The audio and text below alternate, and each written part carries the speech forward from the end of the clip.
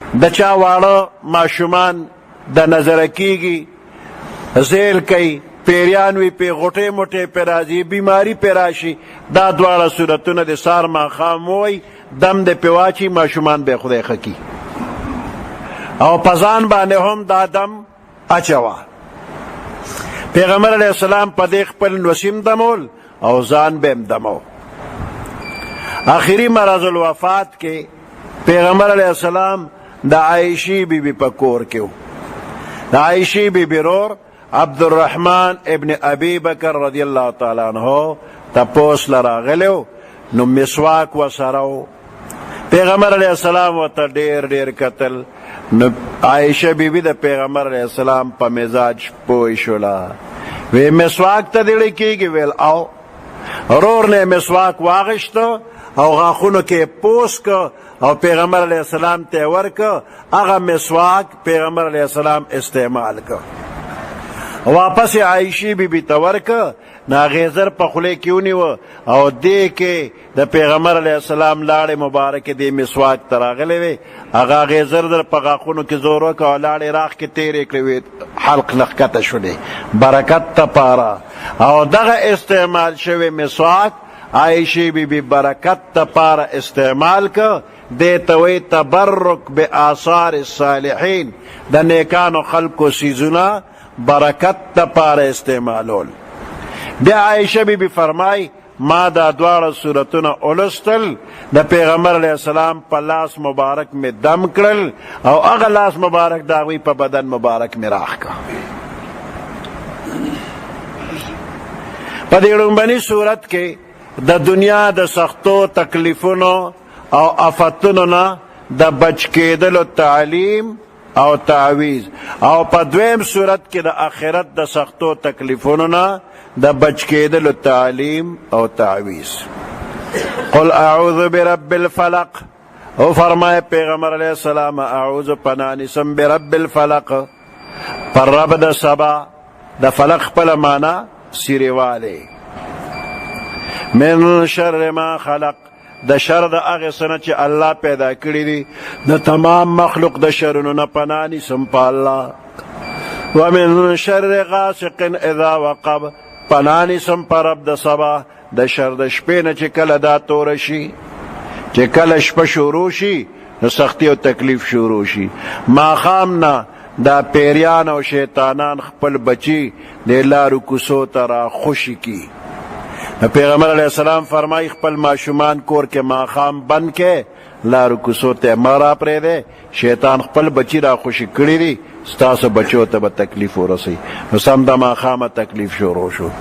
بیا شپه شوخیږي او تکلیفونه زیاتیږي، نو غل ډاکو د غلا ډاکې دپاره راوځي، مضر زناور ضرر دپاره راوځي، جادوګر د جادو دپاره راوځي. ومن شر النفاثات فی العقد، پناه نیسم په رب د سبا د شر د پکو وهونکو نه، فی العقد په غوټو کې. جادوګر چې د جادو الفاظ وی نو غوټې ورکوي او دم پې اچوي. نفاثات چې دی نو دا صفت دی مؤنث دی او د دې موصوف په دې دی کې ذکر نه دی، هغه نساء دی. ومن شر النساء النفاثات، پناه نیسم په رب د سبا د شر د هغې زنانو نه چې هغوی پوکي وهونکي دي په غوټو کې. جادو به سړیم کوي خو د سړو په نسبت ښځې ډېر کوي. دا ځکه چې دا زنانه کمزوري دي، که چا ورته څه تکلیف ورسو نو دوی بدل نشي اخیستی. خو یو زنانه لاړه شي او بلې ته زړه سپک کي، وی فلانو را سره داسې زیاتې وکړه، او ته یې غم مه کوه، فلاني ځای کې یو سیک دی ډېر ښه کوډګر جادوګر دی، هغه له به لاړ شو. فلاني ځای کې هندو دی، فلانی ځای کې عیسائی دی او ډېر ښه مړنی دی کوټګر جادوګر، هغه له به لاړ شو، د لږ وخت کې به یې سټ وټ کمه، نو بس جوړ دواړه پړونې په سر کې روانې شي. نو بیا دا ډلې ډلې ښځې روانې وي، کوټګر جادوګر له ځي. زموږ د شریعت دا مسله ده چې مسلمانه ښځه دې د کافرې ښځې نه هم ستر وکړي، لا پاتې پکې کافر سړي له مسلمانه ښځه تلل دا خو ډېر ناروا دي. نو دې کوټګر جادوګرو پسې مه ګرځئ. ستا په خپل قرآن کې د هرې مسلې حل شته، نو څه له کافرو له ځې. او بل دا پیریان خاپیریان دینه قلار شي، دوی پسې مه ګرځئ. دا پیری خاپیری څه عالم الغیب خو نه دي چې د هره مسلې حل هغوی ته معلوم دی. څنګه انسان ناخبره دی، داسې دا پیریان هم ناخبره دي. دې ته خو هر څه معلوم نه دي، عالم الغیب خو نه دي. نو بعضې بنده لاړ شي نو وایي چا در باندې څه کړي دي، چې دا څوک درته وایي چا در باندې څه کړي، همدقې بنده در باندې کړي، بل چا نه دي کړي. د پیسو دپاره چل ولې جوړ کړی دی، پیسې به د نوالي او بس وی کار به دې وشي. خاپیري او پیري به راشي او تعویضونه به راوباسي. دا همدې بنده په خپله کړي، پیریانو نه دي کړی او نه پیریانو رایستلي دي. نو دې خلکو نه قلار شه، دا دروغجن دي. او اوس وخت کې خو په پیریانو اپریشنونه هم شروع شوي دي. ځای په ځای پیریان راوتلي دي، اپریشن کوي. بنده سملی او څادر پې واچوي او خوځما او پیریانو اپریشن شروع که. او لږ وخت پسې پاسئ ورته وایي لوټه درنه ده، ګورې اوچتی به نه، ټانکې به دې وخیږي، او مرچکې به نه خورې، کنی ټانکې به سوی کوي. بیا دا دروغ وایي، اسم پکې نشته، ټول دروغ دي. دوی نه ځان وساته. یا ومن شر نفوس النفاسات، په دې نفوس کې مذکر مؤنث دواړه ور شامل دي. نو جادوګر ته د جادو الفاظ وایي نو پوکیم وهي او ورسره غوټې ورکوي. ومن شر النفاثات فی العقد، پناه نیسم په رب د سبا د شر د پوکو وهونکو نه په غوټو کې.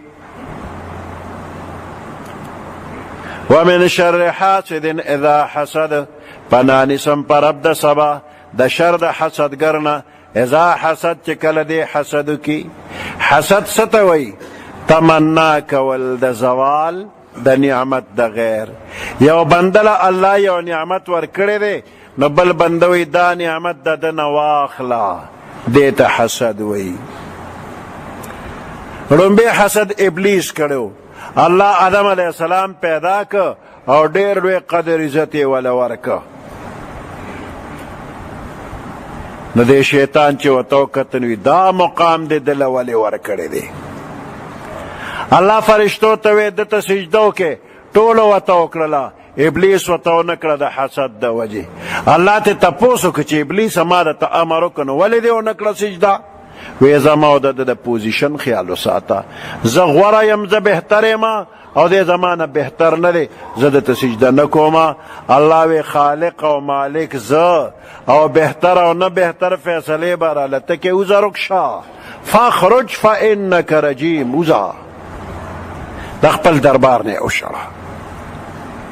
تر قیامت شړلی دی او د قیامت نه پس هم شړلی دی. امام غزالی رحمت الله علیه لیکلی دي چې د قیامت پر ورځ الله حکم وکړي چې د ابلیس جهنم کې واچوه. نو 1,00,000 کلونه چې په دوزخ کې تیر کی، نو بیا ته الله تپوس کوي چې ابلیسه عذاب څنګه دی؟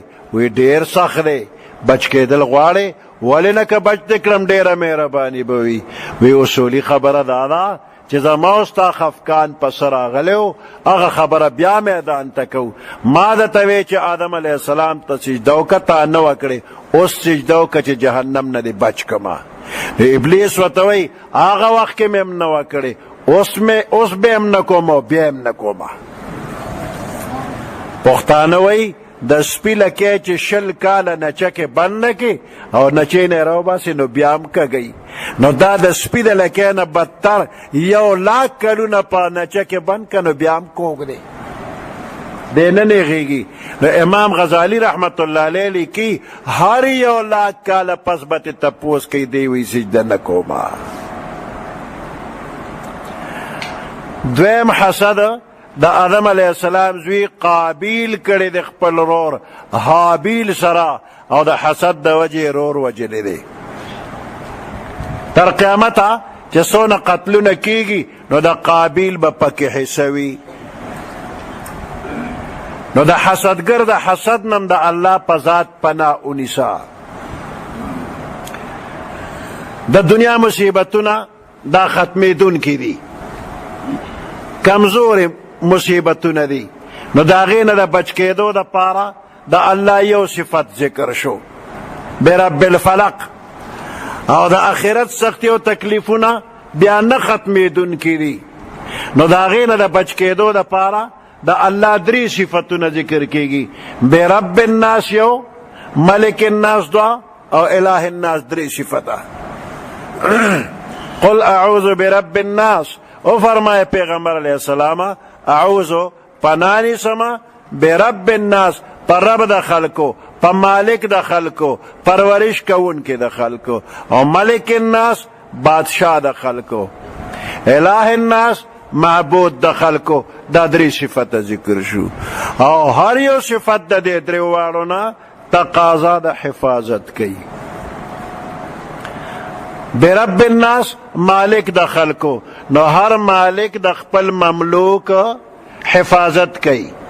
او ملک الناس بادشاہ د خلکو، چې په صحیح معنو کې بادشاہ وي، نو دی د وطن د ځمکې او د وطن د خلکو حفاظت کوي. او الہ الناس معبود د خلکو، نو معبود د خپل عابد حفاظت کوي. نو کم انسان چې د شیطان په پنجو کې گیر شو، دی د په داسې ذات پناه اونیسي چې هم مالک دی، هم بادشاہ دی، او هم معبود دی. نو دغه ذات به پورا پورا حفاظت وکړي.